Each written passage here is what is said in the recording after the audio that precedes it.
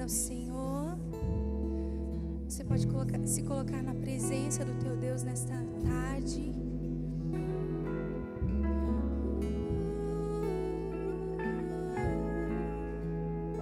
Nós te amamos, Senhor. Nós te amamos, Senhor. Aleluia. Aleluia, Jesus. A terra passará, o teu amor não mudará, por tua graça, pedra angular. Voltou a respirar, quem morto parecia está, a escuridão não prevalecerá. Por tudo que és, respondemos a ti com amor, a ti cantamos, Jesus te amamos, como te amamos, te adoramos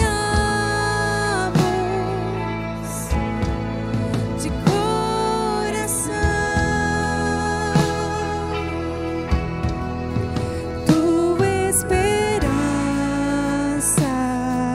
das, o órfão achou um lar, o que era perdido se encontra em ti. Aleluia, Senhor. Tu ergues o nosso olhar, nos fortalecerás, regenerados pela sua cruz. Por tudo que és, respondemos a ti com amor, a ti cantamos, Jesus te amamos, nós te amamos, Senhor, como te amamos, te adoramos de coração.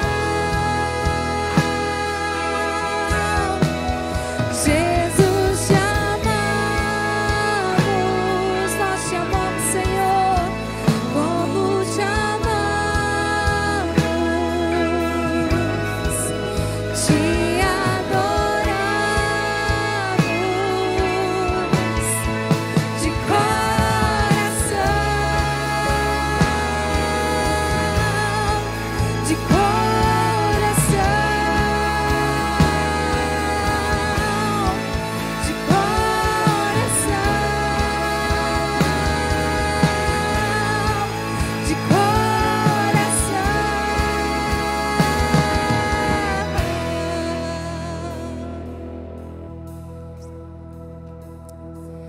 Nosso afeto e devoção rendemos aos teus pés, ó Jesus. Nosso afeto e devoção rendemos aos teus pés, ó Jesus. Nosso afeto e devoção rendemos aos teus pés, ó Jesus. Nosso afeto e devoção rendemos aos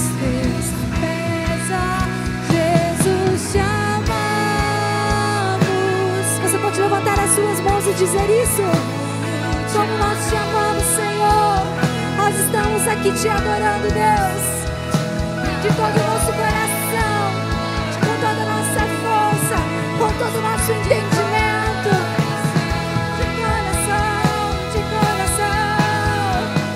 Jesus, te amamos, nós te amamos, como te amamos, te adoramos de coração.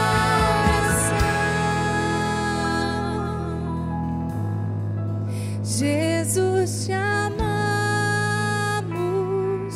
Você pode levantar a sua voz? Como te amamos, Senhor, como te amamos, te adoramos de coração. Mais uma vez nós te amamos, Jesus. Nós estamos aqui, Senhor, com o nosso coração quebrantado, Jesus. Nós te adoramos, te adoramos de coração.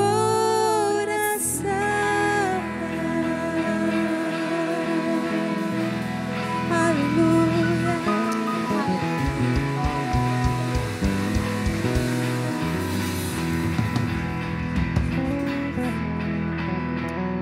Graça e paz, amados. Boa tarde. Tudo bem com você? Quero te convidar agora a curvar sua cabeça, fechar os teus olhos. Nós já declaramos que amamos o nosso Senhor. Você consegue falar isso em palavras, não apenas em letra de canção? Você pode falar isso?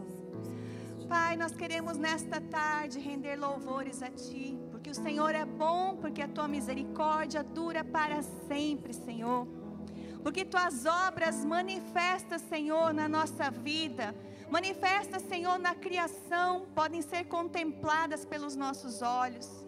Como é bom, ó Deus, servir a um Deus de amor, um Deus que apesar de tanta grandeza, tanta majestade, ainda assim, Senhor, volta os Teus olhos para nós. Obrigado, Pai, pelo Teu cuidado, pelo conforto, pelo consolo, Senhor, pelo que nós temos, Senhor, passado nestes dias. Podemos dizer, ó Deus, a Tua presença é conosco, a Tua presença tem nos sustentado, o Teu braço estendido, a Tua mão aberta sobre nós, Pai, tem sido sentida e vivenciada, experimentada por nós, Pai. Por isso, Pai, nesta tarde nós estamos reunidos em Teu santo nome, para Te dizer, Senhor, não importa o horário, não importa o dia, Pai, importa que a cada segundo, a cada momento da nossa vida, Senhor, o nosso respirar seja uma oferta de adoração ao Senhor. Pai, por isso, em nome de Jesus, nós entramos na Tua presença pedindo perdão, Senhor. Perdão pelas nossas falhas, perdão pelos pecados cometidos, Senhor. Perdão até mesmo pelas omissões, Senhor. Perdão, Pai, pelas vezes que agimos com descaso para com o nosso irmão, para com aquele que está sofrendo, Senhor. Perdão, Senhor, se deixamos de priorizar o nosso momento de comunhão com o Senhor. Pai, que em nome de Jesus o Senhor nos limpe através do sangue do Teu Filho, que nós possamos, Senhor, entrar na Tua presença, no Santo dos Santos, Senhor, e entregar a melhor adoração que nós temos para este dia, para esta tarde, Senhor. Manifesta o Teu amor e a Tua misericórdia nesta tarde no nosso meio, Senhor. Alcance os nossos amados irmãos que estão nos seus lares, impedidos de estarem presentes, Senhor. Alcance os nossos irmãos enfermos, alcance os nossos irmãos que estão trabalhando, Senhor. Estenda a Tua misericórdia sobre todos nós, Pai. Seja adorado nesta tarde, Senhor. Receba as ofertas de adoração dos nossos lábios. Receba, Senhor, cada palavra dedicada a Ti nesta tarde. Que a nossa vida, Senhor, que o nosso louvor, que este culto, Senhor, seja um culto de gratidão por tudo que o Senhor tem feito por nós. Não precisando, Senhor, o Senhor fazer mais nada, além de nos ter dado a salvação. Mas o Senhor nos agracia dia após dia com bênçãos. Obrigado, Paizinho amado. Seja conosco nesta tarde, Senhor. Seja com cada músico, com cada irmão, com cada irmã, com cada obreiro que está a trabalho, Senhor. Sê conosco, Pai. Manifesta o Teu poder e a Tua misericórdia nesta tarde. Assim nós oramos gratos a Ti, em nome de Jesus. Amém? Você pode aplaudir ao Senhor?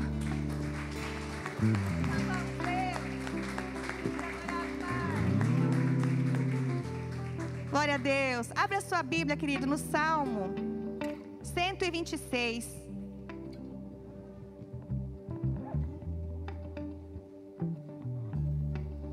Preste bem atenção nesse salmo, Salmo 126. Diz a palavra do Senhor assim: quando o Senhor restaurou a sorte de Sião, ficamos como quem sonha. Então a nossa boca se encheu de riso e a nossa língua de júbilo. Então entre as nações se dizia: grandes coisas o Senhor tem feito por eles. Com efeito, grandes coisas fez o Senhor por nós, por isso estamos alegres. Restaura, Senhor, a nossa sorte, como as torrentes do Neguebe. Os que com lágrimas semeiam, com júbilo ceifarão. Quem sai andando e chorando enquanto semeia, voltará com júbilo trazendo os seus feixes. Amém? Vamos adorar ao Senhor, continuar adorando ao Senhor. Aleluia.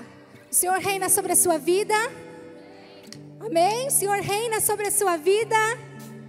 Que Ele reine todos os dias sobre nós, sobre o nosso pensar, sobre o nosso falar, sobre o nosso caminhar, que onde a gente colocar a nossa mão, o reino do Senhor seja expandido, que onde a nossa voz chegar, o reino do Senhor seja expandido, amém? Aleluia, celebra o Senhor!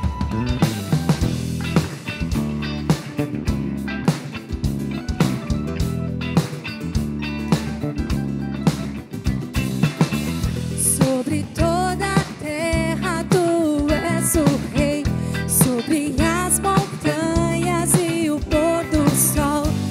Uma coisa só, meu desejo é: vem reinar em mim, Senhor, sobre o meu pensar. Tudo que eu falar faz-me refletir a beleza que há em ti. Tu és para mim mais que tudo aqui. Vem reinar em mim, Senhor, reina em mim com o seu poder, sobre a escuridão, sobre os sonhos meus. Tu és o Senhor de tudo que sou. Vem reinar em mim, Senhor. Aleluia. Coloca a mão assim na sua cabeça, assim, ó. Sobre o meu pensar, assim, ó. Que eu falar faz-me refletir a beleza que há em ti. Tu és para mim mais que tudo aqui. Vem reinar em mim, Senhor, reina em mim com o seu poder, sobre a escuridão, sobre os sonhos meus. Tu és o Senhor de tudo que sou.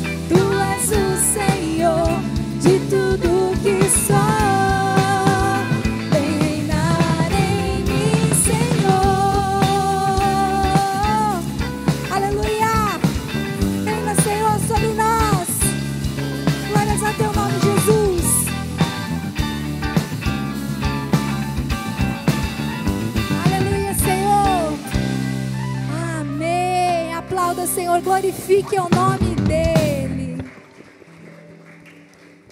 O Senhor é bom, amém?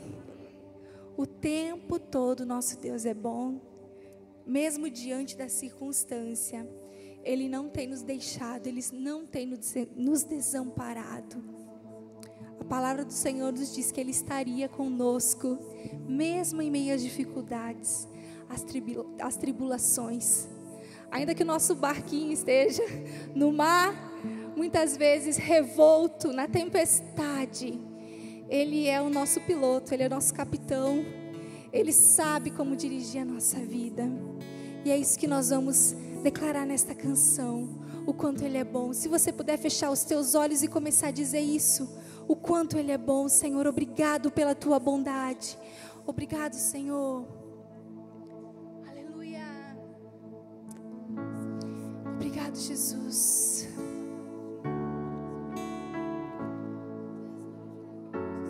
Tu és o Rei, Senhor, do nosso coração. Rei do meu coração, seja o monte que percorro, a fonte que eu bebo, és minha canção. Rei do meu coração, seja o meu esconderijo, refúgio que preciso, és minha canção. Tu és bom,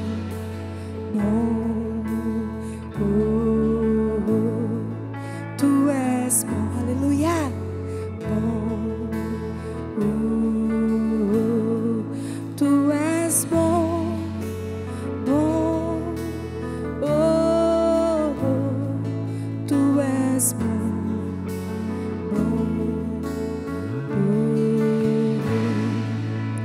Rei do meu coração, seja o vento em minhas velas, a âncora no mar, és minha canção.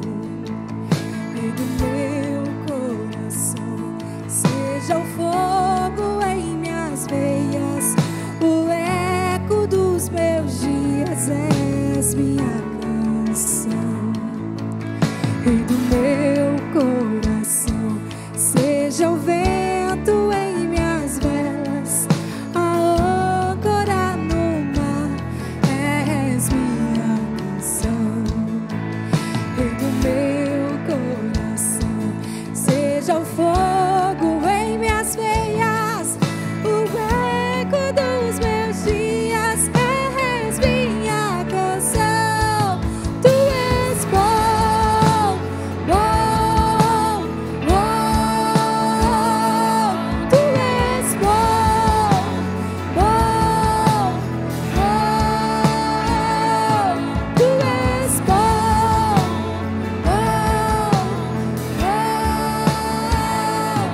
Tu és bom,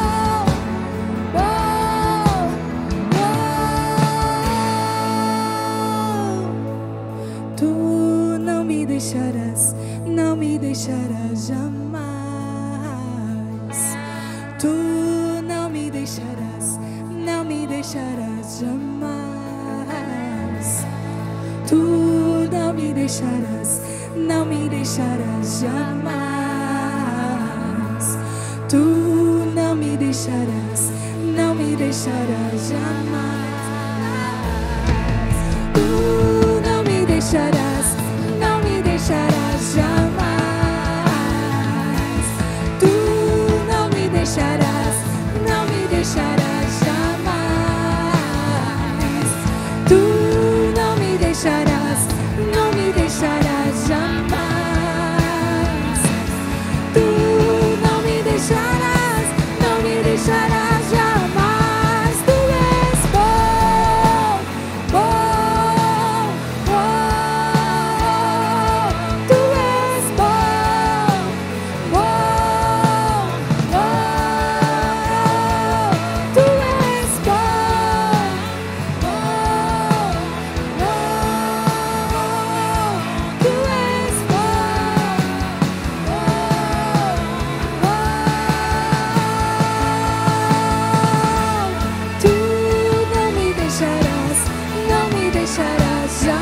Senhor, Ele não te deixa, Ele não te abandona, Ele está com você todos os dias, até a consumação dos séculos.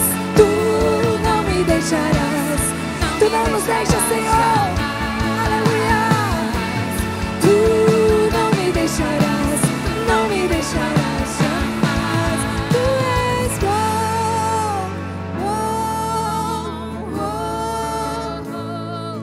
Tu és bom, bom. Você pode levantar a sua voz e dizer o quanto Ele é bom.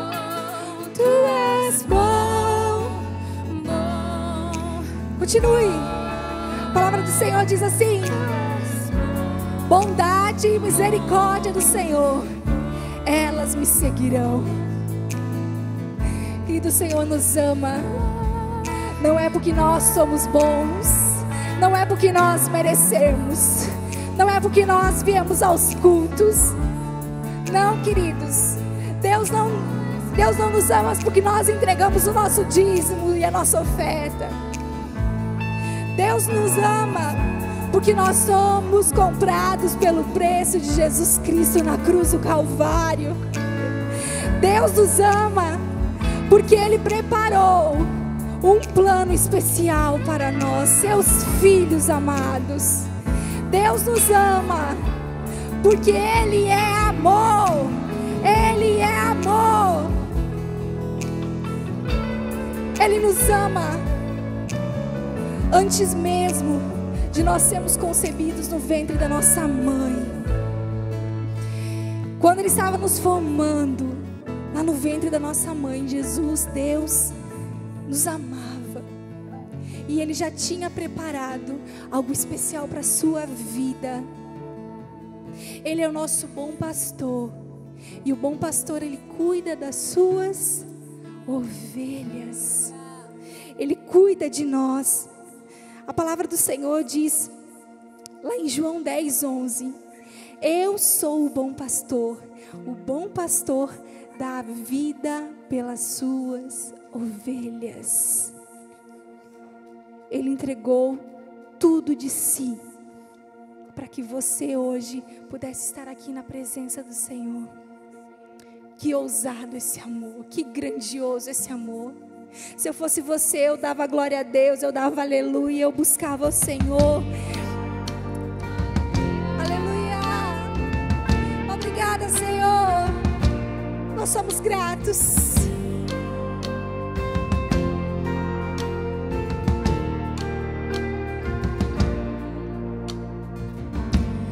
Antes de eu falar, Tu cantava sobre mim. Tu tem sido tão, tão bom pra mim. Antes de eu respirar, Senhor, antes de eu respirar, sopraste Tua vida em mim. Tu tem sido bom, Tu tem sido tão, tão bom pra mim. Oh, impressionante, infinito e ousado amor de Deus, oh, que deixa as 99 só pra me encontrar. Não posso comprá-lo, nem merecê-lo, mesmo assim se entregou. Oh, impressionante, infinito e ousado amor de Deus. Oh!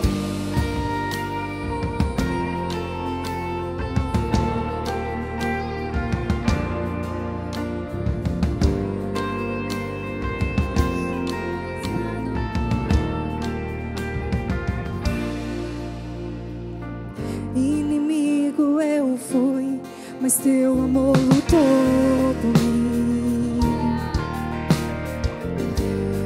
Tu tens sido tão, tão bom pra mim. Não tinha valor, mas tudo pagou por mim. Tu tens sido tão, tão bom.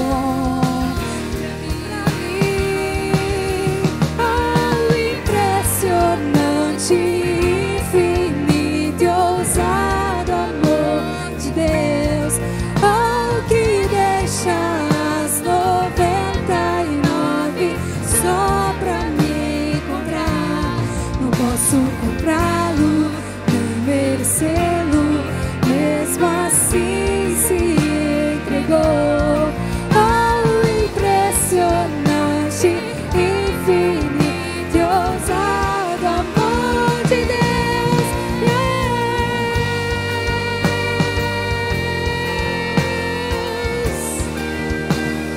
Ousado amor de Deus.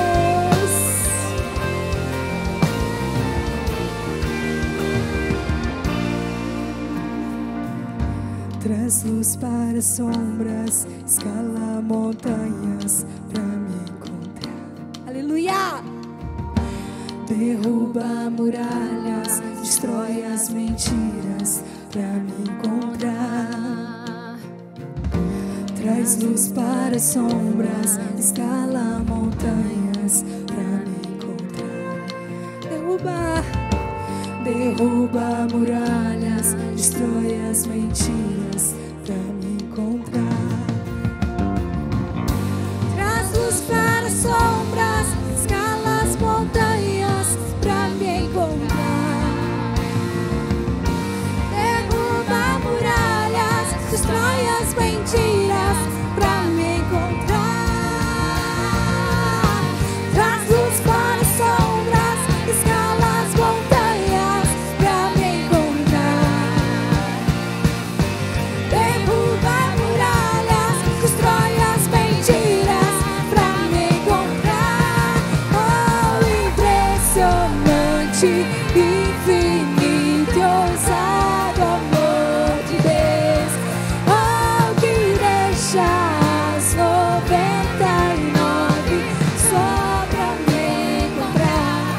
Não posso comprá-lo, nem merecê-lo, mesmo assim se entregou. Oh, impressionante, infinito e ousado amor de Deus. Oh, aleluia. Obrigado pelo seu amor, Jesus. Nós somos gratos pelo sacrifício na cruz. Oh,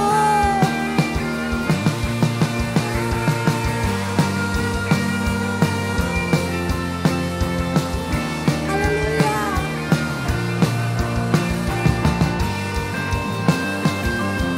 Aleluia, Jesus. Oh, impressionante, infinito e ousado amor de Deus.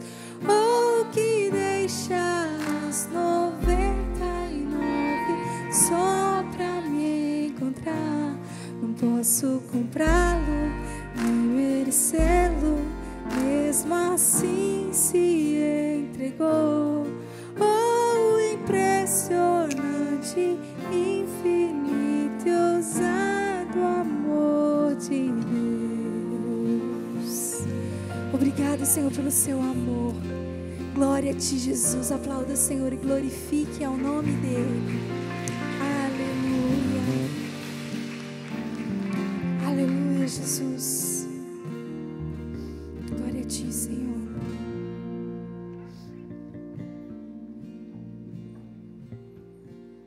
Aleluia. Graças e paz, amados. Amém. Vamos continuar adorando ao nosso Deus com nossos dízimos e ofertas. E eu te convido, se assim você deseja, abra sua Bíblia comigo em Malaquias, capítulo 3, apenas o versículo 10. Quero ler com você. Diz assim, Malaquias 3:10. Obrigado. Melhor. Trazei todos os dízimos à casa do tesouro, para que haja mantimento na minha casa. E provai-me nisto, diz o Senhor dos Exércitos, se eu não vos abrir as janelas dos céus, e não derramar sobre vós bênção sem medida. Existe uma discussão que tem crescido muito nos últimos anos, na verdade sempre existiu, mas tem crescido muito no meio dos cristãos, no meio teológico, que se o dízimo ainda perdura depois da nova aliança em Cristo Jesus. eu tenho para mim que essa discussão, essa dúvida, relata mais ou demonstra mais a avareza do coração do ser humano do que qualquer coisa. Porque o dízimo não foi instituído na lei de Moisés ou na lei mosaica que Deus deu a Moisés. O dízimo veio muito antes disso.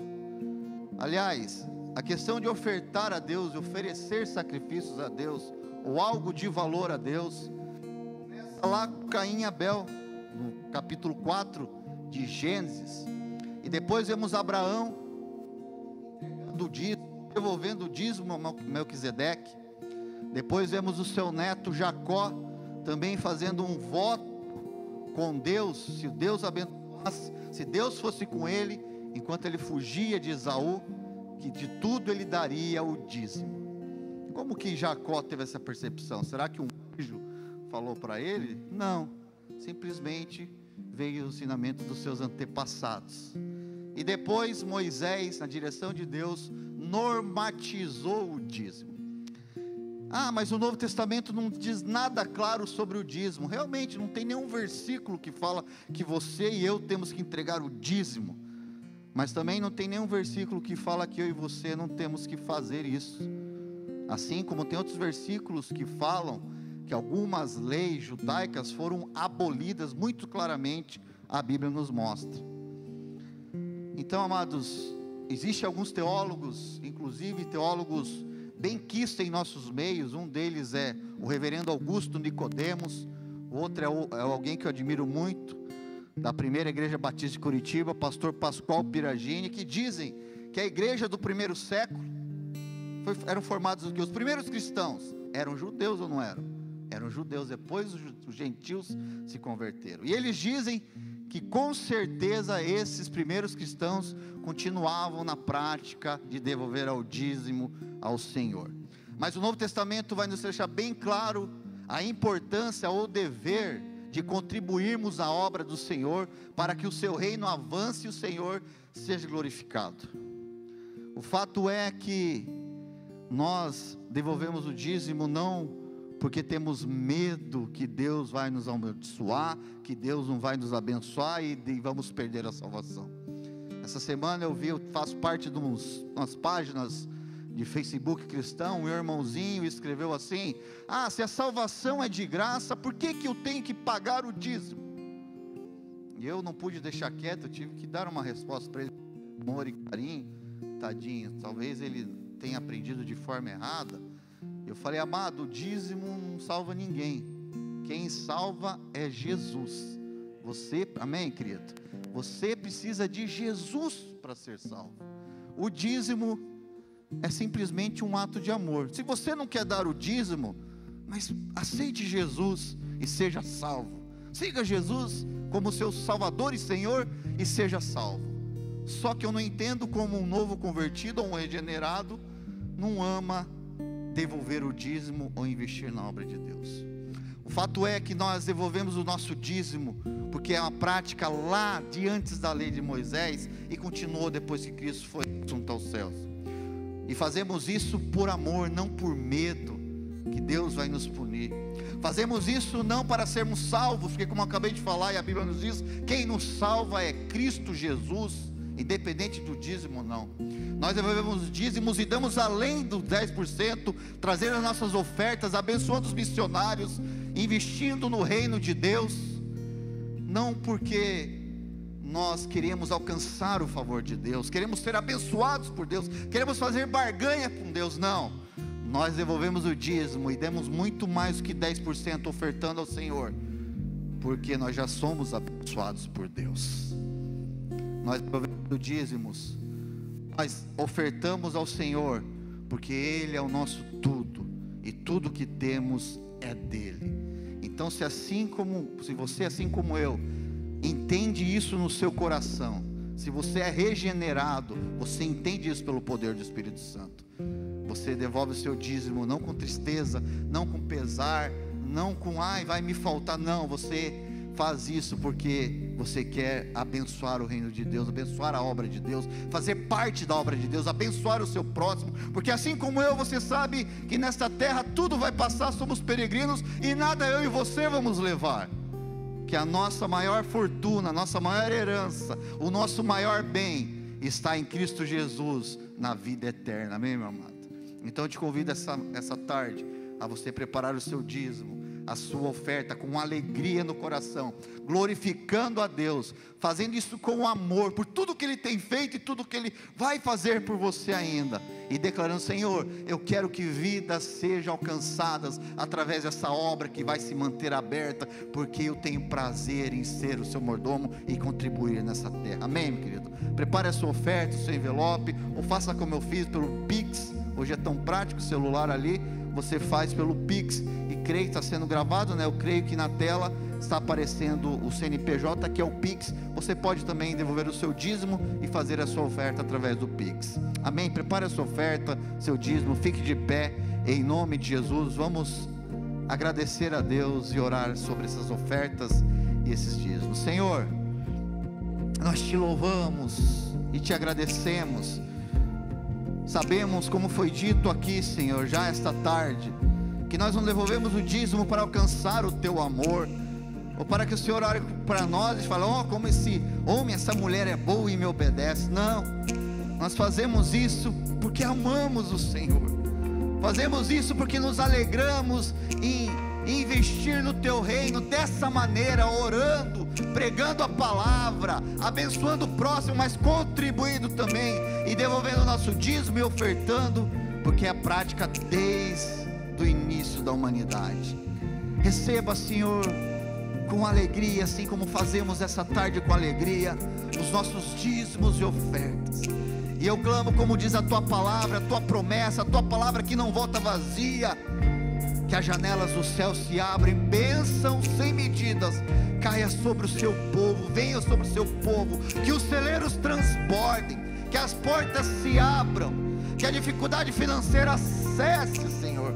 Faz o milagre na vida do seu povo, não para ficarmos soberbos, não, mas para nos alegrarmos, para glorificarmos o Senhor, para darmos testemunho da sua fidelidade, para abençoarmos o nosso próximo e cada vez mais investirmos no teu reino, nesta terra, até o Senhor voltar a buscar a sua igreja. Receba em adoração esse momento, em nome de Jesus é que oramos e te agradecemos, amém e amém. Traga o seu envelope e que Deus te abençoe. Que me deixa as 99 só pra me encontrar. Não posso comprá-lo nem merecê-lo, mesmo assim se entregou.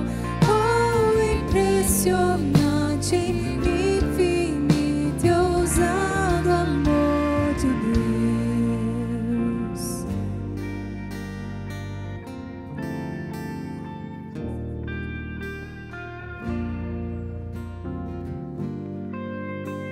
Bueno, tudo certo? Estão felizes? Quero só saber se vai ter aula para as crianças para liberar. Sim, então as crianças até 8, 7 podem descer com a professora Ângela, já está esperando vocês. E quem? A Ana e a Ângela, isso, já estão lá, apostos.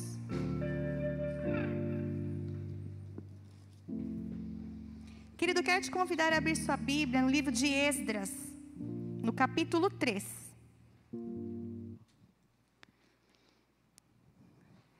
Esdras, no capítulo 3, nós vamos ler o capítulo todo, aos pouquinhos. Semana passada ou retrasada, não lembro bem certo, mas o pastor pregou sobre o livro de Esdras, e eu sempre gosto de chegar em casa e dar uma virada no livro, no que foi pregado, ver um pouco antes, ver um pouco depois, e o Senhor me chamou a atenção para esse texto, e quero compartilhar então algumas impressões, algumas percepções que o Espírito Santo me levou a refletir em cima desse texto. Diz lá, Esdras, livro de Esdras, capítulo 3, a partir do verso 1.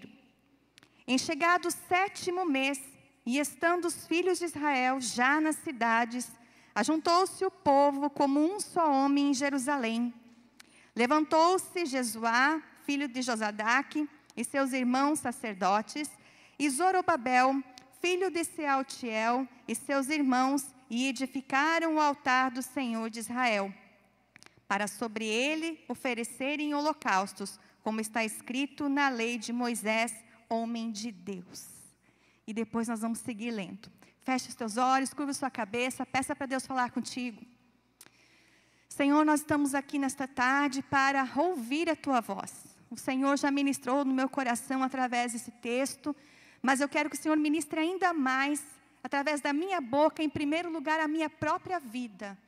E da mesma forma, Senhor, que possa ser bênção para a vida do meu irmão, da minha irmã que aqui está, de quem está acompanhando o culto pelo domingo também, Senhor, que o Senhor possa falar conosco, trazer uma palavra de conforto, de confronto, se assim for necessário, para que nós, Senhor, continuemos a caminhada cristã. Sê conosco nesta tarde, Pai. Assim nós oramos, gratos a Ti, em nome de Jesus. Amém. Esse texto, então, nos remete à saída do povo do cativeiro. Estava se findando 70 anos de cativeiro, né, lá com Nabucodonosor, né, que levou o povo cativo. O povo já estava, então, cumprindo o período que Jeremias já havia anunciado, que seriam 70 anos. E o povo, então, foi convidado a retornar. Eu não comecei lá no capítulo 1, mas será interessante se você chegar em casa e ler esse texto desde o capítulo 1. Ciro, que estava reinando na Pérsia, foi convocado pelo Senhor a levantar um pregão sobre o reino, estabelecendo que todos aqueles que sentissem no coração, aqueles que eram filhos do Deus dos céus, do Deus Altíssimo, que se quisessem voltar, poderiam voltar, para edificar então o templo do Senhor e a cidade de Jerusalém. E é interessante então nós percebemos que tudo começa com o agir de Deus. Deus começa a usar o ímpio, Deus começa a usar aquele que não o conhece para cumprir o propósito dele. E foi assim então Deus usando Ciro. E sabe o que é mais interessante? Você vai encontrar lá no livro de Isaías, né? Mais de 100 anos antes, Isaías profetizando que Ciro, sim, chama ele pelo nome, Ciro, né, seria então convocado a liberar o povo para partir. Olha que lindo, né? O nosso Deus mostrando o caminho. Jeremias dizendo, será 70 anos. Isaías dizendo, será Ciro. E assim se cumpriu. Nos dias então que Daniel estava lá junto com, no reino da Pérsia, junto com Nabucodonosor e com os outros reis que vieram depois dele, ele fez uma obra incrível de evangelização para aqueles reis ímpios. E o historiador Flávio Joséfo nos conta, né, através do livro que ele escreveu, que Daniel chegou até o rei Ciro e leu essa profecia de Isaías para ele. E ele ficou então chocado. Ele ficou impactado com aquela previsão, né, com aquela profecia. E daquele momento então já liberou o pregão para todo o povo de Israel que estava ali, né, no cativeiro, todo o povo judeu que estava ali. Então Deus começa a mudar reinos, quebrar governos, mudar corações, mexer no coração do ímpio, mexer nas estruturas políticas, econômicas, para que o poder dele se cumpra, para que o plano dele se cumpra. E assim então, tocou no coração daquele povo. Agora você imagina assim, que legal, puderam voltar, tudo muito fácil, né? Ganharam a liberdade. Não era tudo muito fácil, não.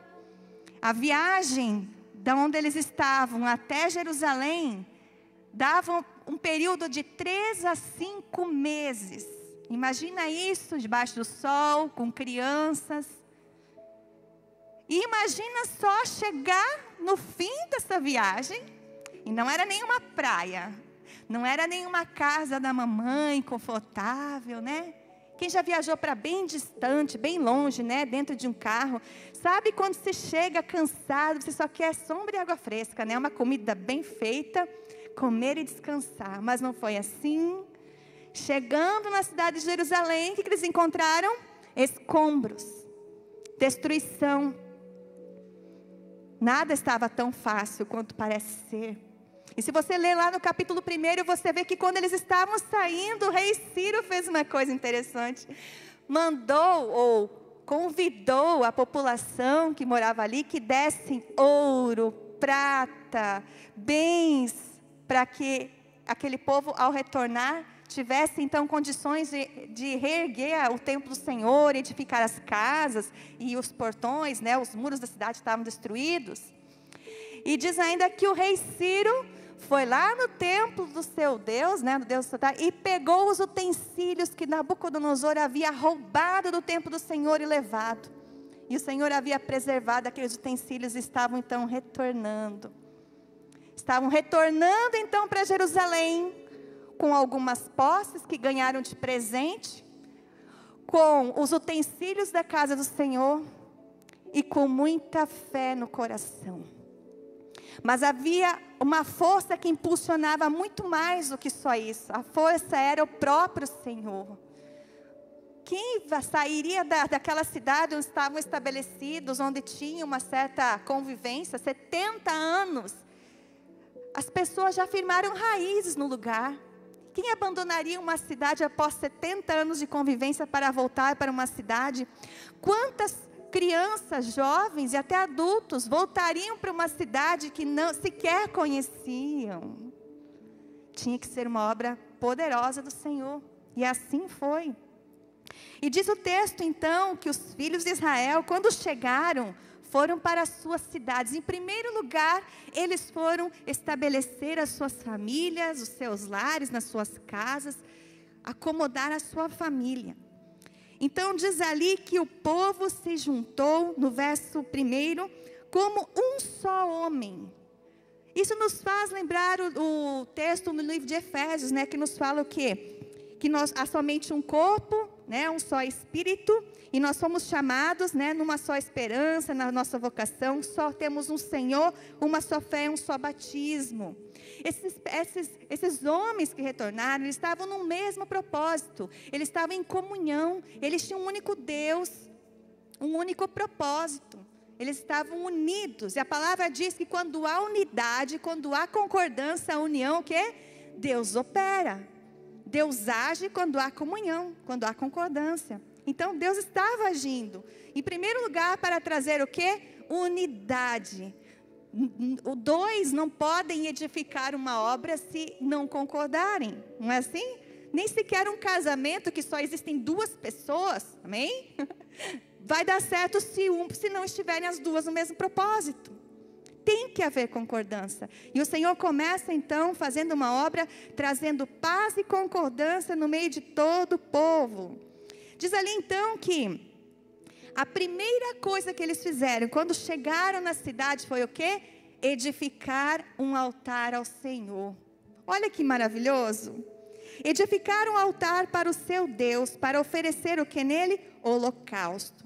Mas no verso 3 diz ainda: firmaram o altar sobre as suas bases. Não bastava edificar um altar. Esse altar tinha que estar o quê? Firmado. Tinha que estar solidificado. Nós temos duas pessoas aqui citadas, né? Josué, que era filho de Josadaque, ou seja, da linhagem sacerdotal. E nós temos aqui citado também Zorobabel, que era o quê? Era o líder civil. Ele não foi empossado como rei, né? Mas ele era um governador, serviu como governador para o povo, e o povo tinha por ele o quê? Respeito, e tinha autoridade por ele. Sobre esse altar do Senhor, então, se ofereciam holocaustos 2 vezes ao dia, diz o texto no verso 3, de manhã e à tarde. Nós vemos uma coisa interessante, o holocausto, ele é uma oferta entregue ao Senhor, que ele era totalmente consumido pelo fogo. Existem alguns tipos de oferta que eram feitas ao Senhor, e que os sacerdotes poderiam separar uma parte para comer. Você consegue encontrar isso lá no livro no Pentateuco, nos livros das leis, da lei. Mas o holocausto, ele tinha que ser totalmente queimado. E o holocausto tinha um propósito. Sabe o que era? O propósito era encobrir pecados. Era adquirir paz com Deus, adquirir perdão de pecados, comunhão com o povo. E o mais interessante é que o holocausto, ele não foi instituído na lei. Sabia disso? O holocausto existia antes da lei. Quem lembra uma passagem na Bíblia que fala sobre o holocausto antes da lei? Abraão. Lembra Abraão, quando Deus pediu o filho dele? Foi até o Monte Moriá. E lá ia oferecer o seu filho. Porém, ele tinha certeza que Deus ia fazer uma obra. E assim Deus fez, Deus proveu, né? Deus proverá, Jeová Jireh. Deus proveu o cordeiro, então, para o holocausto e a lenha. E ali, então, foi feito um holocausto. E você vê, então, altares sendo levantados e holocaustos sendo entregues ao Senhor muito antes da lei. Então, algo que parte do coração do homem, né, do seu senso de intimidade, de comunhão com o homem, que sabe que tem que se achegar a Deus através de um sacrifício. E naquela época não existia um sacrifício perfeito. O sacrifício ele era temporário, porque ele era feito com sangue de animais, com carne de animais. Então nós vemos aqui que antes de sequer pensar em levantar um templo para o Senhor, eles começaram a fazer holocausto, começaram a ofertar ao Senhor, levantar então um altar ao Senhor. Se nós vamos então ver aqui onde é que foi levantado esse altar, né, esse altar firmado, ele foi levantado então nas mesmas bases, se encontra isso no texto, verso 3, nas mesmas bases de onde estava o altar do antigo templo, do primeiro templo, que havia sido totalmente destruído, só tinha sobrado o quê? Escombros. Mas lá onde que era o lugar do altar, nas bases daquele altar, então se levantou um novo altar, firmou-se esse altar. Isso nos faz, então, nos trazendo para a nossa vida, para a nossa intimidade com Deus, que é preciso ter convicção do nosso sacrifício, da nossa entrega para o Senhor. Não pode ser uma entrega, um sacrifício de qualquer jeito, um altar frouxo, um altar relaxado. Não, o altar tem que estar firmado, tem que estar convicto, tem que estar solidificado na base. Isso também nos remete àquela passagem, né, que a nossa casa nós temos que edificar sobre a rocha. O nosso altar para entregar sacrifício ao Senhor tem que estar solidificado na rocha, numa base sólida. E o mais interessante é que o lugar do altar não pôde ser modificado. Eles não escolheram um lugar que estava talvez um pouco mais bonito, um pouco mais limpo, não. Era onde deveria ser. Isso também nos faz pensar, o sacrifício que nós vamos entregar para Deus, não é aquilo que nós achamos que tem que ser, não é da forma com que nós achamos que tem que ser, é como Deus estabeleceu para ser, a base que Ele estabeleceu para ser. Não existe um sacrifício que Deus aceite, que não seja no lugar que é para ser feito. Você sabia disso? Sacrifício Deus só aceita no lugar que é para ser feito. E esse lugar, para nós cristãos, se chama o quê? Calvário. Debaixo da cruz. Deus só vai aceitar a nossa oferta de adoração se nós estivermos ali debaixo da cruz, no lugar correto. A nossa entrega tem que estar solidificada na rocha, em Cristo. O nosso altar tem que ser um altar puro. Senão não vai ser aceito por Deus. Existem muitas pessoas que entregam boas ofertas, né? Tanto financeiras, quanto de amor, de caridade ao próximo, com boa intenção, com boa vontade. Mas não é uma oferta de adoração ao Senhor. É uma oferta o quê? Buscando algum interesse. A base desse altar não é Cristo. É sua própria convicção, sua própria vontade. Então, para Deus, não tem valor como adoração, como oferta de adoração. Tudo que nós vamos entregar para Deus, seja pouco, seja grande, tem que primeiro passar pela cruz. Tem que estar debaixo da cruz. Se o foco, o lugar do nosso altar não for o Calvário, a cruz de Cristo, não será aceito pelo Senhor. Pode ser qualquer outra boa ação, mas não vai ser uma oferta de sacrifício, de adoração ao Senhor. E nós vemos então no verso 4, que eles celebraram depois disso a festa dos tabernáculos, como está escrito, e ofereceram holocaustos diários, segundo o número ordenado para cada dia. E depois disso, o holocausto contínuo e os sacrifícios das festas da lua nova e de todas as festas fixas do ano, como também os do que traziam ofertas voluntárias ao Senhor. O que mais me chama a atenção nesse texto, que eles não se contentaram simplesmente com obedecer à lei, não se contentaram com oferecer aquilo que a lei dizia para oferecer. Além disso, eles traziam o quê? Ofertas voluntárias ao Senhor. E aí me faz pensar numa situação. Não basta obedecer a Deus, olha só, tem que obedecer de todo o coração. Porque tem pessoas que obedecem contra a sua própria vontade, contra o seu próprio coração. E isso você encontra no livro de 2 Reis, 2 Crônicas. O rei Amazias diz ele que ele fez tudo que era reto perante ao Senhor, porém sem inteireza de coração. E isso fala tudo. Isso fala tudo. Cadê o amor para entregar? Cadê o amor para obedecer? Então esse povo que retornou do cativeiro, não contente em cumprir simplesmente o que estava na lei, entregou mais de si, se envolveu mais, ultrapassou as fronteiras da própria lei, atingindo o quê? O centro do seu coração, entregando para o Senhor, fazendo isso então de todo o coração.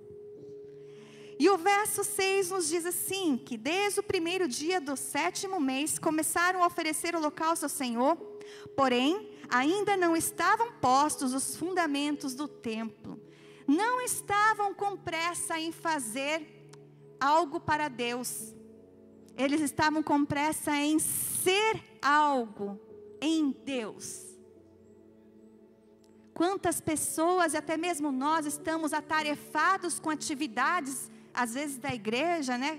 Muitas coisas, fazendo, e às vezes a gente vem cansado, sobrecarregado, pensando nas coisas que deixou para trás, pensando nos problemas que deixou para resolver, e aí a gente fica pensando, né? Onde está? Por que tanta pressa? E aí a gente analisa, e o tempo que eu estou tirando para ser alguém em Deus, será que ele tem existido?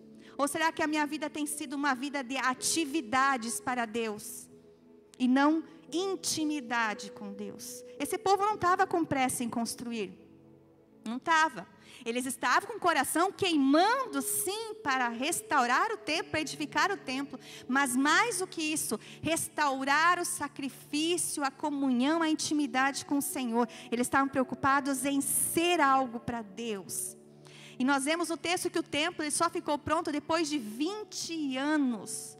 Foi muito difícil concluir, teve muita resistência das nações ali ao redor, teve até resistência armada para impedir que eles construíssem. Deus permitiu que as obras cessassem por um tempo, e depois de 20 anos o templo ficou construído. Mas o templo, estando pronto ou não, não impedia que o holocausto, que o sacrifício acontecia. Nós somos um templo, não é assim? Nós somos um templo, o templo do Espírito Santo. Será que nós estamos preocupados em ser, né, em esperar para adorar a Deus, para sacrificar a Deus, quando nós já estivermos prontos, totalmente preparados? Não, não devemos pensar assim. Toda vez que a gente falha, que a gente erra, a gente pede perdão, a gente restaura e a gente continua ofertando e sacrificando ao Senhor. E o templo está sendo o quê? Construído e edificado. Pedrinha por pedrinha. E assim foi naquela época. E nós vemos no verso então 7, que eles deram dinheiro para os pedreiros e os carpinteiros, como também comida, bebida e azeite aos sidônios e tírios, para trazerem do Líbano madeira de cedro ao mar, para Jope, que é um porto, segundo a permissão que lhes tinha dado Ciro, rei da Pérsia.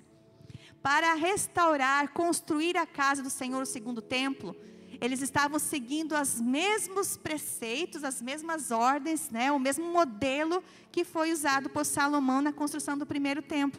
Então, a madeira, essa madeira nobre, madeira do Líbano, precisava vir de longe, precisava vir, né, pelo porto, pelo mar, custou caro.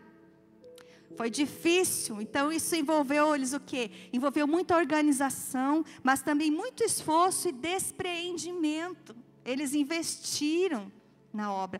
Eles chegaram com as ofertas que eles tinham, que eles ganharam antes de sair do cativeiro, mas eles não ficaram com aquilo retido para eles. Eles foram investindo aquilo na construção do templo, trazendo o melhor que eles podiam para levantar um altar, né, para levantar o templo do Senhor. O altar já estava restaurado, já estava acontecendo, então, o sacrifício do Senhor.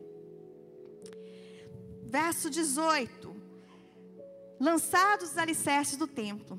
No segundo ano da sua vinda à casa de Deus em Jerusalém, no segundo ano, Zorobabel, filho de Sealtiel, e Jesuá, filho de Josadaque, e os outros seus irmãos, sacerdotes e levitas, e todos os que vieram do cativeiro a Jerusalém, começaram a obra da casa do Senhor. Nós vemos aqui então que no segundo ano, começaram então a obra na casa do Senhor. Primeiro eles levantaram o altar, restauraram o altar, começaram a fazer os holocaustos, começaram a celebrar as festas do Senhor. Compraram a madeira, contrataram os melhores funcionários, pedreiros, né, os marceneiros, enfim, e prepararam tudo para então no segundo ano, sem aquela pressa arrebatadora, começar a edificar então o templo para o Senhor. Todo o serviço que foi feito foi seguido com muita alegria, foi seguido com muita cerimônia.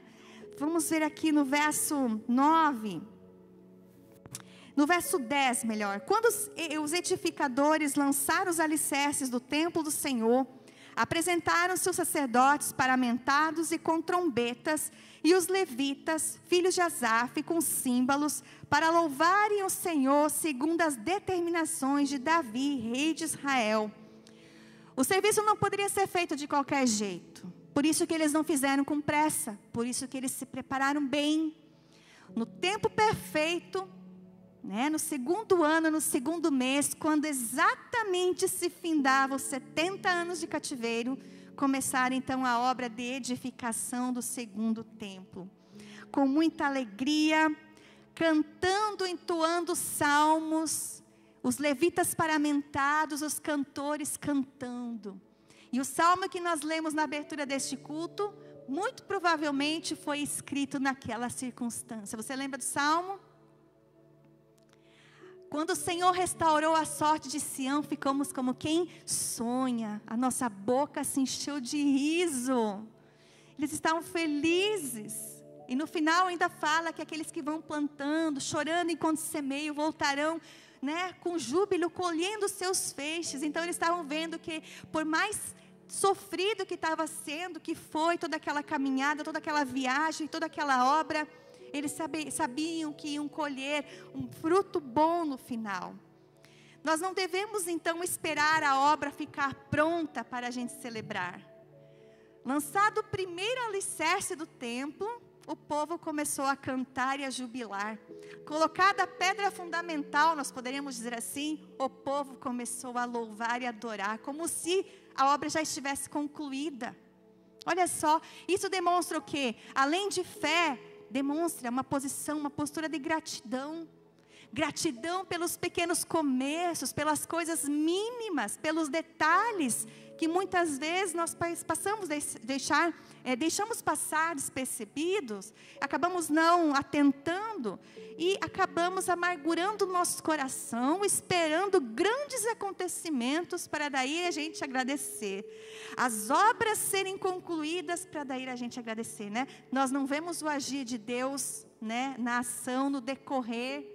E o povo lá via a ação de Deus no decorrer. Cada estaca, cada pedra, cada madeira cortada, cada cortina sendo costurada, era motivo então de glorificar e adorar ao Senhor.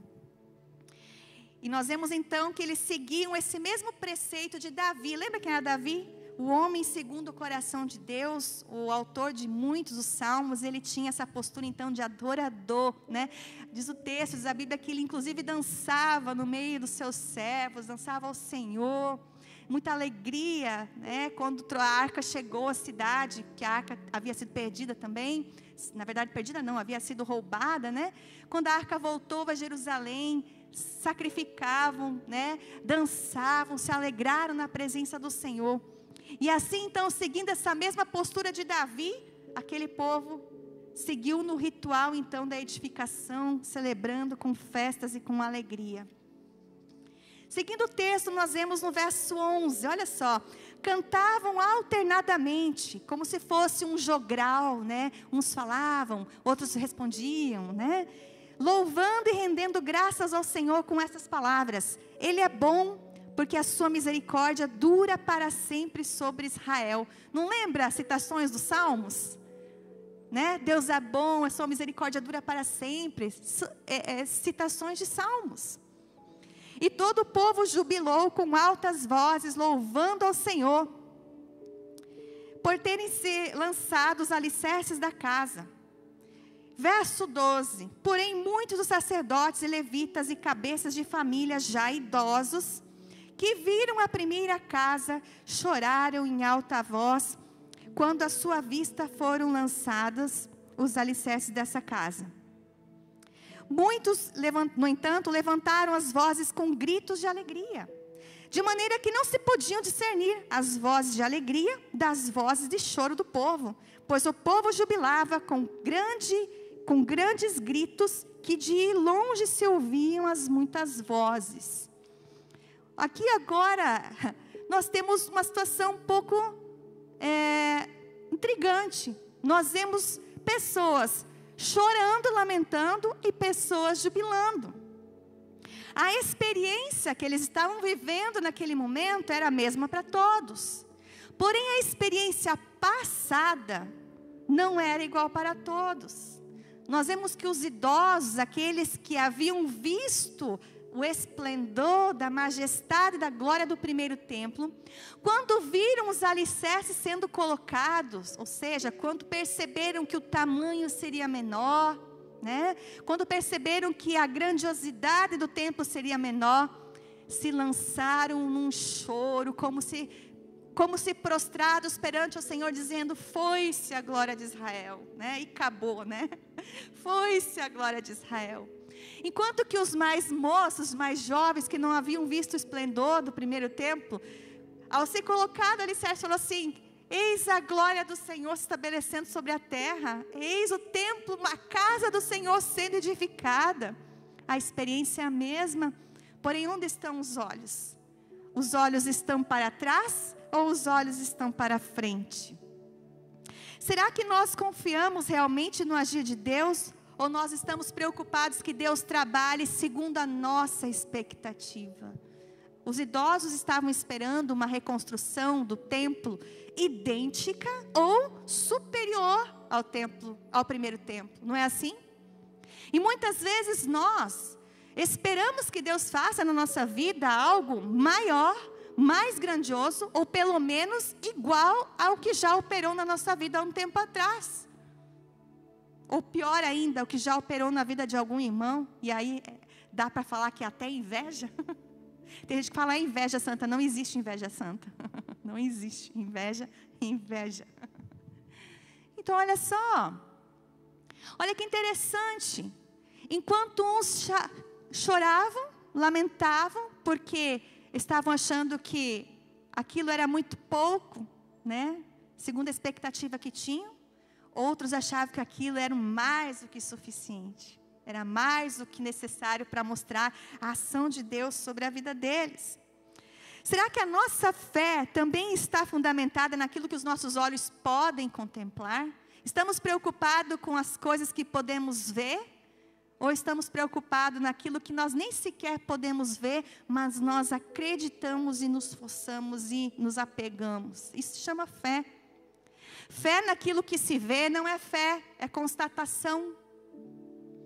Então, nós vemos pela postura dos mais idosos, machucados, sim, com a história de vida deles, amargurados, nós vemos que eles estavam esperando, então, que Deus suprisse aquela expectativa do retorno que eles tinham elaborado. E muitas vezes nós fazemos igual. Quando nós estamos passando por uma situação, estamos almejando algo, criamos uma expectativa. O sonho é uma expectativa. E aí está a diferença, de onde nós colocamos esse sonho. Nós colocamos esse sonho no lugar do holocausto, aos pés da cruz? Ou esse sonho está no lugar que eu edifiquei para esse sonho? Que lugar que está o nosso sonho? Em que lugar que estão os nossos anseios, as nossas necessidades? Onde nós estamos colocando a nossa expectativa? E se Deus disser não? Se Deus disser contigo não, será que a nossa fé vai permanecer igual? Eu te pergunto, será que Deus não tinha poder para fazer um templo muito maior do que o primeiro? Sim, tinha.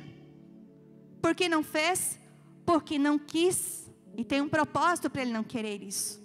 E o primeiro propósito que nós vemos aqui é para que o povo percebesse a insignificância deles, a dependência do Senhor. Eles não conseguiam fazer algo maior para Deus.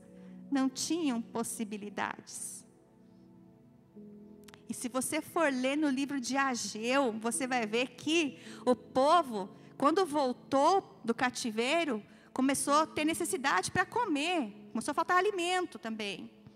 E aí, quando eles começaram a lançar as estacas do templo, diz a palavra do Senhor lá no livro de Ageu, que não faltou alimento. Deus multiplicou o alimento. Olha, o Deus que multiplica o alimento, não pode multiplicar o ouro, a prata, a madeira? Pode. É porque Deus não quis. Deus quis tratar com aquelas pessoas, tratar com aquele povo. Uma nação enfraquecida tinha agora um templo enfraquecido também. Um templo menor, um templo que não era tão grandioso quanto eles estavam esperando que fosse. Cadê a restituição? Poderíamos passar para pensar, né? Poderíamos parar para pensar, cadê a restituição? Quem disse que Deus vai restituir sempre na nossa vida? Existe uma outra palavra muito mais interessante, além de restituição, que é recomeço.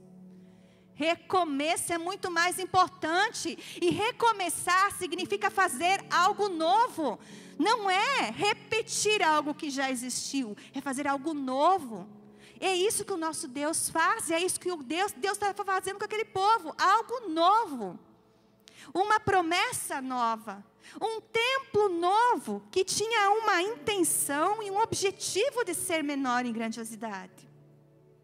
Deus estava marcando o início de uma nova história com aquele povo. Se poderia usar um termo, nós poderíamos dizer assim, Deus estava desmamando aquele povo com o apego às coisas, à matéria e à própria lei. Nós vamos analisando agora.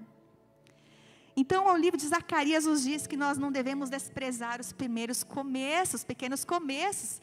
Quando o povo se largou no choro, principalmente os mais idosos, né? Veio aquele desânimo, aquela prostração. O profeta Zacarias, recebendo a palavra do Senhor, disse, ser forte, não desanime, não fique olhando para trás, olhe para frente. Quero compartilhar aqui uma experiência. É uma pessoa da nossa família, uma pessoa que viveu com muito dinheiro, teve carro importado, teve tudo que você imaginar, comia do bom e do melhor, riqueza, riqueza, riqueza. Pessoas que nos ajudou financeiramente, pessoas que compraram nossa primeira casa, compraram e deram para nós, deram. Você está entendendo o que é deram? Isso, é isso mesmo. Essas pessoas que abençoavam outras pessoas, uma pessoa de Deus, uma pessoa que pagava cirurgia para quem precisava, pessoas abençoadoras que entregavam o seu dízimo, pessoas que perderam tudo, se envolveram em dívida, se envolveram com uma situação triste, lamentável, perderam tudo. E a única coisa que restou foi a família. A única coisa que restou, perderam carros, perderam casa, perderam empresa, dívidas que nunca vão conseguir pagar, pra você ter uma ideia. Sobrou só a família. E de repente Deus tira um membro da família. E essa pessoa fica sozinha. Filhos casam e essa pessoa fica sozinha. Eu fiquei esses dias imaginando, meu Deus, se fosse eu no lugar dessa pessoa, eu teria força para continuar? Essa pessoa que acorda cedo e vai louvar ao Senhor, essa pessoa que acorda cedo e vai ver os artesanatos que vai fazer, o pouquinho que vai pegar para poder sobreviver, essa pessoa que acorda todo dia e agradece a Deus, essa pessoa que olha para frente e tem planos para o futuro e que não é jovem, que tem planos para o futuro, essa pessoa que ainda sonha, essa pessoa que ainda se permite sonhar, essa pessoa que não olhou para trás, que não ficou presa no passado. Aí às vezes a gente conversa sobre assuntos do passado, ela fala assim, eu não quero nem falar que isso me causa mal, deixa para trás, já passou, a minha vida é outra, eu estou vivendo feliz, eu estou livre. Precisando hoje de doação de alimento de pessoas e está feliz. Sim, Deus está fazendo uma vida nova. Ela fala assim, eu estou vivendo uma vida nova, é um recomeço. Não é um repetir do passado, é uma vida nova. E essa vida nova pode nos surpreender nos mínimos detalhes. Deus pode fazer a coisa nos surpreender. E essa pessoa está vivendo feliz. E se Deus disser não será um templo grandioso como era no passado. Será que nós vamos chorar? Talvez a gente chore também, né? De repente as nossas impressões, nossas expectativas ficaram no passado. Uma vez Deus disse não para mim também. Uma vez eu disse não, uma situação que me ocorreu, e eu falei, não Deus, qualquer coisa eu aceito, mas isso eu não vou conseguir suportar. E aí Deus respondeu para mim o quê? A minha graça te basta. Não vou responder a sua oração, não vou ceder, ao seu pedido. A minha graça te basta. Foi fácil? Não foi? Mas eu estou aqui, venci. E se eu contar toda a história, surpreendendo. É como se a gente coloca o pé e fala assim, eu vou pisar no vácuo. Não existe terra embaixo do meu pé. E a terra acontece. A terra acontece. Às vezes Deus vai dizer não para nós, porque Deus tem uma história nova para nossa frente. Um recomeço às vezes pequeno, um recomeço às vezes na incerteza, mas é algo novo. Isso é o nosso Deus, é um Deus de novidade. Nós vemos então que esse primeiro tempo nos remete à simplicidade daqueles altares que eram feitos lá no Antigo Testamento. As pedras não podiam nem ser sequer talhadas, O altar tinha que ser feito com pedras brutas. Porque para dizer assim, não vem de você humano, é de Deus, vem de mim, vem do Senhor. Não é pela grandiosidade da aparência, é pela glória do Senhor. Mas nós vemos algo interessante nesse segundo templo. Além dele ser menor, menos suntuoso, com menos ouro, com menos riqueza, tinha muito não tinha lá dentro. Tinha muita coisa faltando, entre aspas. Primeira coisa que não estava mais lá. Alguém lembra? A arca não estava mais lá. O segundo templo não tinha a arca da aliança lá dentro. Deus estava desmamando aquele povo. A presença de Deus já não seria mais representativa com a arca. Seria uma presença efetiva. Deus estava preparando o povo para o Emanuel que estava vindo, para o Deus conosco. Lembrando que nós estamos mais ou menos na época de 500 antes de Cristo, né? Se preparando ali para passar pelo período intertestamentário, aquele período que Deus ficou em silêncio, só trabalhando, né, para a chegada do Messias. Então a arca não estava mais lá. A presença de Deus representativa não estava mais lá. O povo tinha que entender que a presença de Deus seria quê? Seria efetiva. Não estava mais lá o Urim e o Tumim. Você vê no capítulo 1, o que era o Urim e o Tumim? Eram como se fossem duas pedras, que quando não se sabia a vontade do Senhor, se jogava aquelas pedras como se fosse uma espécie de sorte, para entender, para saber o que Deus estava querendo. Então o Urim e o Tumim não estava mais também no templo. Não estava. Como que o povo ia conhecer a vontade do Senhor? Existia um outro caminho então. Não era um caminho da sorte, era um caminho da palavra do Senhor. Iam ter que buscar nos escritos, iam ter que buscar naquilo que havia ficado, na história, na intimidade com o Senhor, a vontade perfeita de Deus. Não podiam mais contar com Urim e Tumim, porque não estava mais lá. Não tinha mais o vaso com o maná e a vara de Arão florescida que estava dentro da arca. Ou seja, o maná que estava dentro da arca e a vara florescida de Arão era um testamento, um testemunho de que Deus tinha operado no meio do povo. Como que eles iam manter agora o testemunho de que o Deus que eles serviam era aquele Deus que tinha operado? Não tinha como provar mais. Porque o testemunho, a prova, a convicção, vamos dizer assim, das obras que Deus havia feito no meio do povo, ia passar de pai para filho, de boca para boca. Todos os dias, de manhã, de tarde, de noite, os pais passavam a história, contavam o que tinha acontecido. E remetendo já no Novo Testamento, né, para os nossos dias, que a testificação do operar de Deus não se dá mais através de objetos físicos, mas se dá através de cartas vivas, que é você, que sou eu. Eu e você somos testemunho de que Deus opera, transformando maldição em bênção. Eu e você somos prova, temos que ser prova de que o nosso Deus é o Deus que salva. Não precisamos mais ter a vara de Arão florescida e nenhum maná para saber que o nosso Deus é o Deus Todo-Poderoso, amém? E é essa convicção que nós temos que ter e temos que passar. Não é mais com objetos físicos, é com fé. Nós vemos então que esse templo tinha muito, não tinha. Mas ele tinha uma promessa, apenas uma promessa. Que está lá no livro de Ageu, no capítulo 2, verso 9. A glória desta casa será maior do que a primeira. Por quê? Porque seria nesse templo, claro, depois foi reformado, um pouco antes de Cristo nascer, mas foi nesse templo que Jesus foi apresentado. Foi nesse templo que Jesus tocou os mercadores que estavam fazendo comércio na porta do templo. Foi nesse templo que o véu se rasgou. Foi nesse templo. Foi nesse templo. Olha que maravilhoso. A glória do segundo templo será maior que a primeira.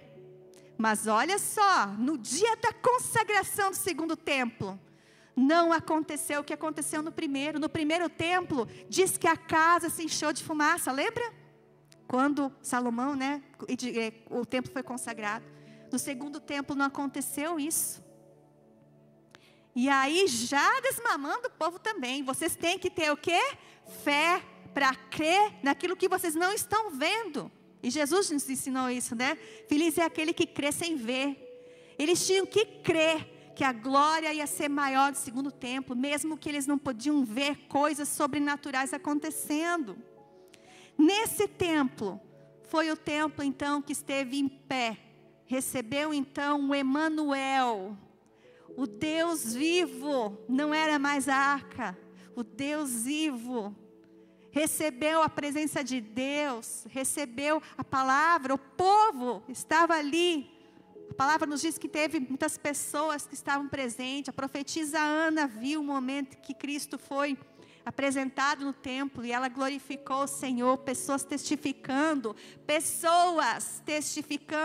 cartas vivas testificando sobre o Deus Todo-Poderoso. De tudo que nós falamos nesta tarde, eu quero te convidar a fazer uma reflexão. Onde nós temos que começar então? Que lugar que nós temos que começar? No altar. Se o teu altar, se o meu altar não estiver edificado e solidificado na rocha, e no lugar certo, a nossa oferta não é aceita. Não adianta nada nós nos afatigarmos com trabalho, com atividades, até mesmo com serviço na casa de Deus, se a minha vida não está no altar em primeiro lugar. Se o altar da minha vida não está restaurado. E no lugar que tem que estar, no Calvário, aos pés da cruz. E em segundo lugar, eu quero te perguntar, como que está a sua fé, a sua expectativa para a sua vida, daqui para frente? Talvez você tenha muita história passada, né? Muitas histórias de dores, histórias de deslizes, história de vergonha, até mesmo histórias de alegria. Mas será que nós temos que ficar presos ao passado? Não. O passado ele tem que ser resolvido e liberado, deixado para trás. Será que nós ficamos presos em coisas que nós não queremos deixar? Tristeza, depressão, amargura vem na nossa alma quando nós ficamos segurando aquilo que já passou. Aquilo que tem que passar. E muitas vezes estamos deixando de receber ou de pegar as oportunidades que estão vindo à nossa frente, se apresentando. Às vezes, como propostas pequenas e diminutas, que às vezes a gente até despreza. Mas você já viu o final disso que pode dar? Você já viu o final disso que pode acontecer? Pode receber o que? O segundo templo? O Emanuel. Não despreze os primeiros começos. Talvez você pense assim, eu não tenho emprego, mas eu não quero trabalhar de motoboy, eu quero trabalhar, eu tenho um diploma, né? De repente é ali que Deus vai te dar oportunidade. É ali que Deus vai abrir as portas para a tua vida. Não é? E não apenas o sentido financeiro de trabalho, mas de vida, de relacionamento, de felicidade. Precisamos nos abrir para o novo do Senhor. Precisamos colocar o pé na estrada. São 3, 4 meses de sofrimento, mas um dia colheremos. Quem vai chorando enquanto semeia, voltará com seus feixes, glorificando a Deus. Essa é a palavra do Senhor para nós essa tarde. Amém? Quero te convidar a se colocar em pé e levar o teu coração em oração nesses dois sentidos. Em primeiro lugar, para que Deus restaure o altar da adoração na tua vida. Teu tempo de oração, teu tempo de consagração, teu tempo de leitura da palavra, o teu tempo de ficar só conversando com Deus lá na tua mente, sabe? Às vezes com palavras, às vezes com lágrimas, às vezes com risadas e às vezes até mesmo em silêncio. Às vezes o nosso silêncio na presença do Senhor fala muito. Às vezes o nosso silêncio na presença do Senhor faz acontecer. Às vezes não é pelo muito falar. E como que está a sua expectativa, a sua vida também? Coloque isso na presença de Deus. Será que você está realmente se abrindo para o novo? Ou você está apegado, sofrendo, ou ainda revivendo as situações do passado, tanto as felizes como as tristes? Deixe o passado passar, ele já passou. Solte ele e se abra para o novo. As oportunidades estão vindo, e talvez nós estamos deixando passar. porque nós não conseguimos soltar o que está na nossa mão. Vamos nos abrir, viver o novo, experienciar o novo do Senhor. Vamos orar. Pai, obrigado, Senhor, por esta tarde que nós podemos te adorar, declarar que o Senhor é bom, que a tua misericórdia dura para sempre.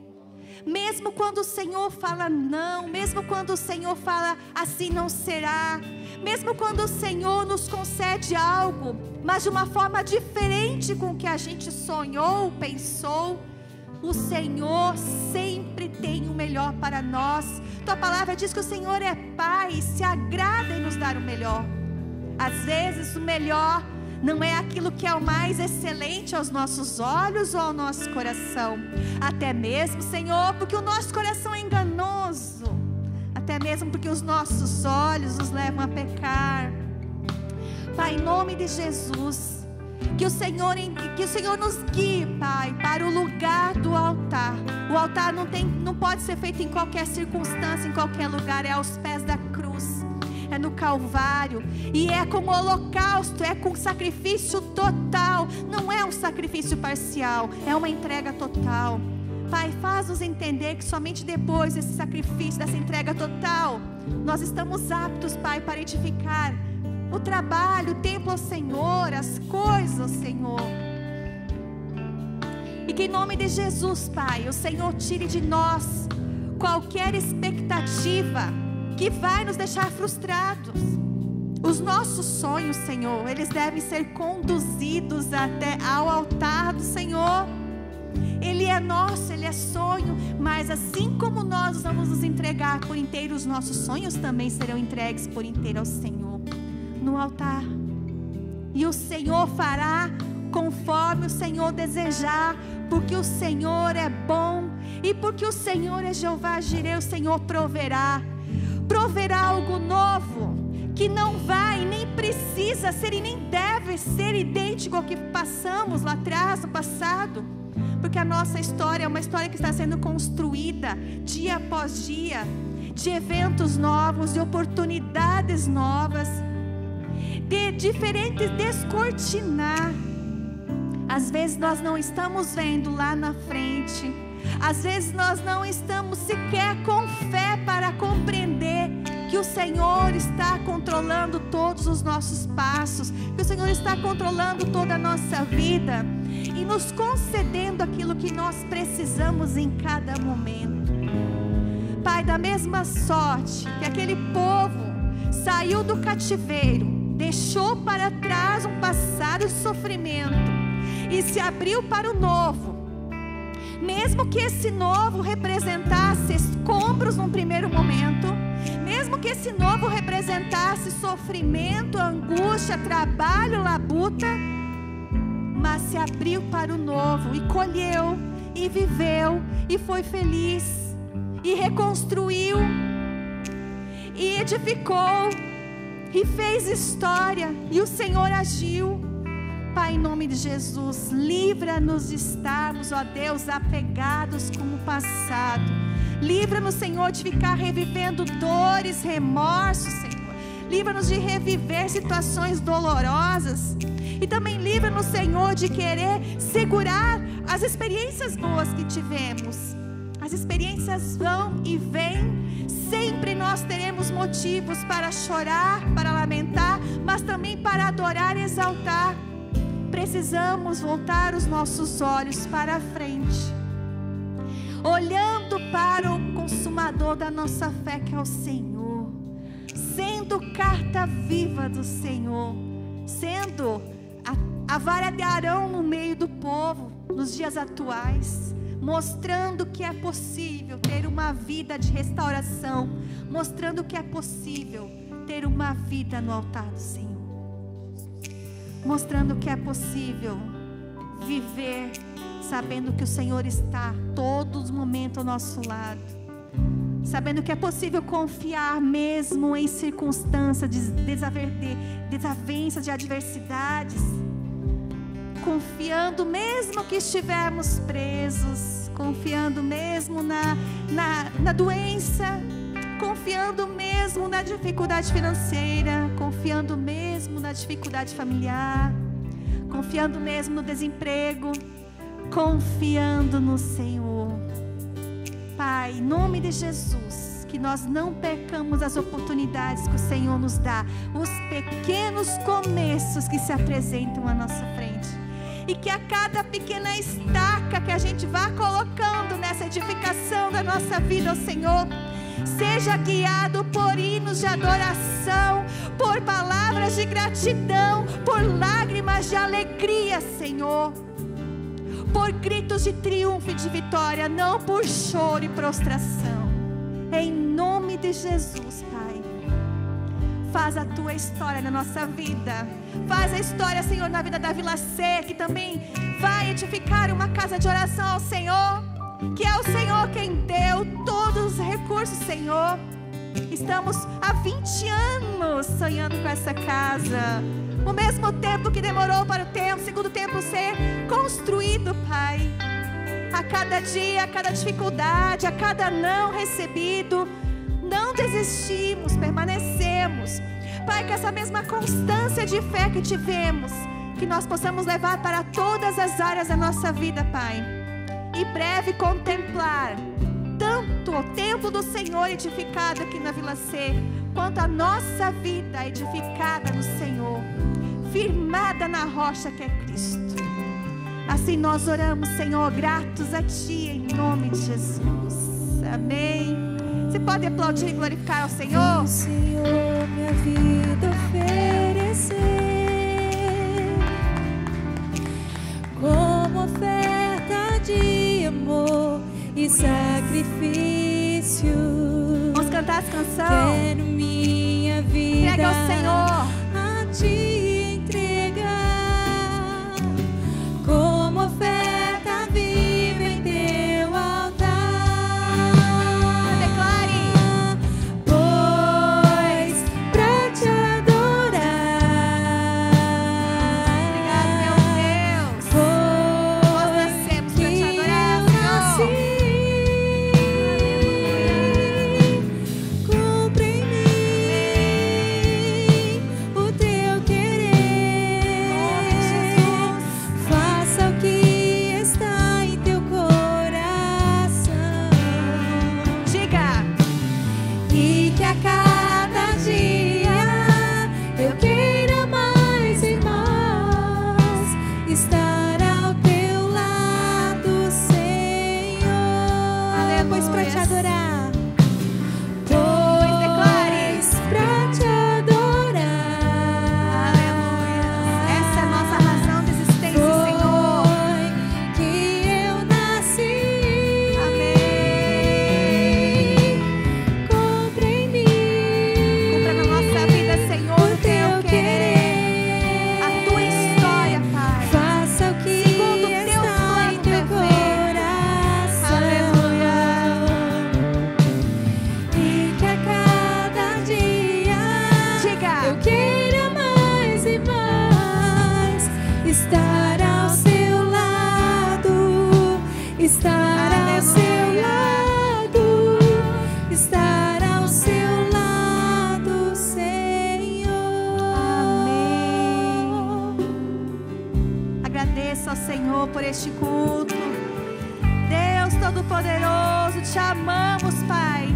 Te louvamos pela rica oportunidade de Te adorar nesta tarde, Pai. Te agradecemos, Senhor, por cada vida que aqui está, pelos nossos irmãos que estão em casa, pelos nossos irmãos que estão em fé, Pai, continuando a caminhada cristã, mesmo enfermos, mesmo em meio às adversidades, não tem desanimado. Fortalece a vida dos Teus filhos, Senhor. Que a nossa semana seja uma semana de vitória, uma semana abençoada. Que pequenas oportunidades nos apareçam, Senhor, e que nós possamos reconhecê-las no meio do nosso caminho, Pai. Em nome de Jesus, Te adoramos, Pai. Que nós possamos ir para nossas casas agora em segurança, guiados pelo Teu doce Espírito Santo. Que nós possamos colher, ó Deus, o fruto da nossa fé, acreditando no Senhor e contemplando dia após dia o Teu agir. Cada estaca, cada madeirinha sendo colocado na nossa vida, no nosso caminho com o Senhor, sendo seguido por hinos de adoração, por hinos de gratidão. Assim nós oramos, gratos a Ti, em nome de Jesus. Faça assim com as suas mãos. Que o amor de Deus, o Pai Todo-Poderoso, que a graça de Jesus Cristo, Filho, Deus Emanuel, que as doces consolações do Espírito Santo que está contigo, seja com você, hoje e sempre, seja com a tua família, seja com a tua casa, seja com todos aqueles que estão ao teu redor, em nome de Jesus. Vai em paz, que o Senhor te abençoe e te guarde.